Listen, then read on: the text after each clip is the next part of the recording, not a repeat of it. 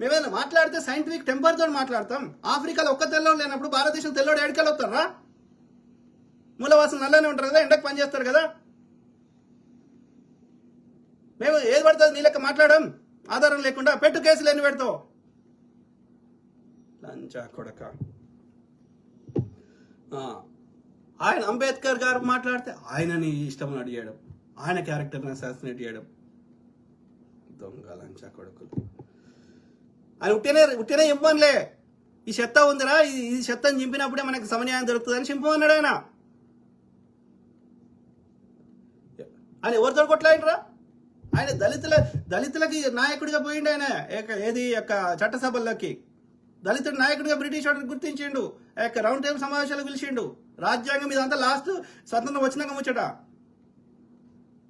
ఆయన జీవితాంతం దేనికోసం కష్టపడ్డాడు? లాస్ట్ 5 years ఆయన జీవితం తీసేస్తే మిగిలిన దేనికోసం కష్టపడ్డాడు?